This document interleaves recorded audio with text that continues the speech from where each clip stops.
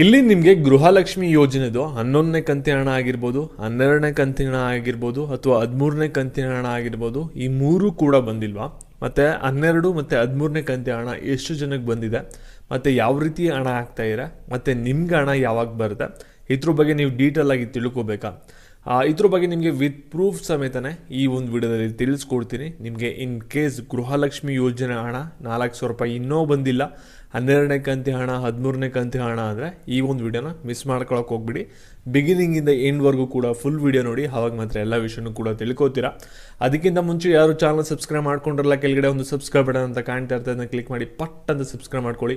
ಹಾಗೆ ಪ್ರತಿಯೊಬ್ಬರು ಕೂಡ ವಿಡಿಯೋಗೊಂದು ಲೈಕ್ ಕೊಡಿ.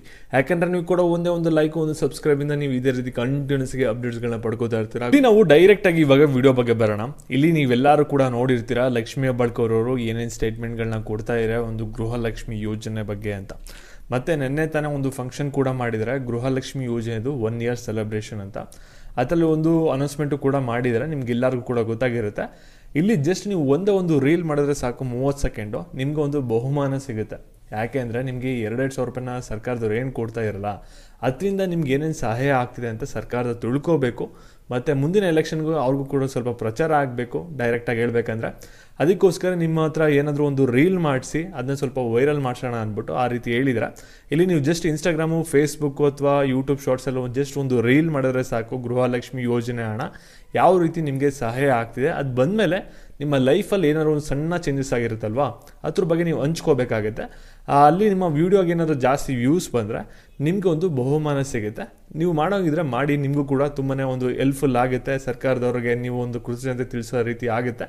ಯಾರಿಗೆ ಇಂಟ್ರೆಸ್ಟ್ ಇರುತ್ತೆ ಅವ್ರು ಮಾಡ್ಬೋದಾಗುತ್ತೆ, ಸರಿನಾ?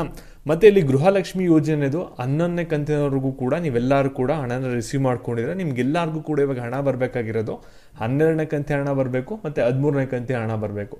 ಹಾಗಾದರೆ ಈ ಒಂದು ಹಣ ಯಾವಾಗ ಬರುತ್ತೆ ಅಂದರೆ ನಿಮಗೆ ಸಾಕಷ್ಟು ಜನಕ್ಕೆ ಒಂದು ಪ್ರಶ್ನೆ ಆಗಿದೆ.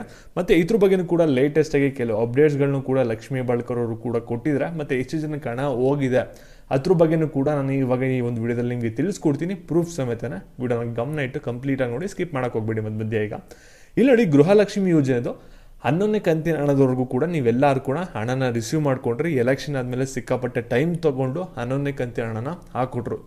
ಅದಾದ್ಮೇಲೆ ನಿಮ್ಗೆ ಬರಬೇಕಾಗಿರೋದು 12ನೇ ಕಂತಿ ಹಣ ಮತ್ತು 13ನೇ ಕಂತಿ ಹಣ.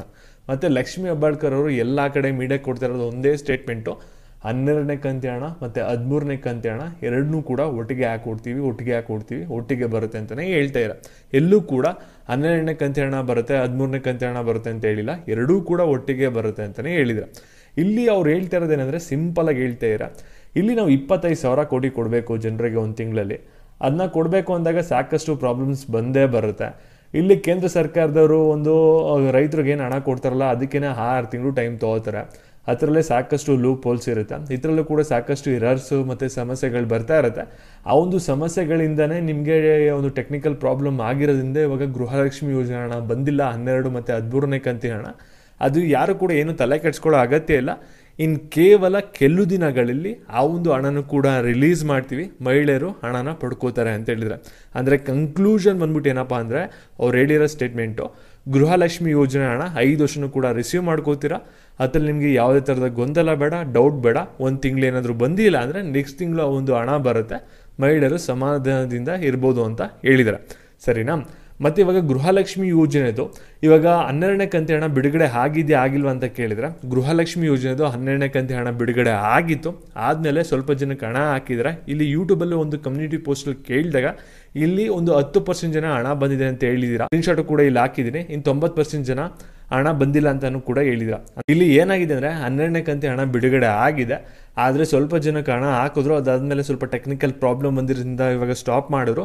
ತಿರ್ಗಿ ಇವಾಗ ಏನು ಮಾಡ್ತಾರೆ ಅಂದರೆ 12, 13 ಎರಡೂ ಕೂಡ ಒಟ್ಟಿಗೆ ಸೇರಿಸಿ ನಿಮ್ಗೆ ಇನ್ನೊಂದು 2 ದಿನದಲ್ಲಿ ಹಣ ಬಿಡುಗಡೆ ಆಗುತ್ತೆ. ನೀವು ಹಣನ ಅವಾಗ ರಿಸೀವ್ ಮಾಡ್ಕೋತೀರಾ. ಮತ್ತು ಈ ಒಂದು ವಿಡಿಯೋನ ಗೃಹಲಕ್ಷ್ಮಿ ಯೋಜನೆ ಹಣ ಬಂದಿಲ್ಲ ಅಂತ ಸಾಕಷ್ಟು ಜನ ವೆಯ್ಟ್ ಮಾಡ್ತಾ ಇದ್ರಲ್ಲ ಅಂತ ಮಹಿಳೆಯರಿಗೆ ಶೇರ್ ಮಾಡಿ. ಮತ್ತು ಇದೇ ರೀತಿ ಅಪ್ಡೇಟ್ಸ್ಗಾಗಿ ಚಾನಲ್ ಸಬ್ಸ್ಕ್ರೈಬ್ ಮಾಡ್ಕೊಳ್ಳಿ.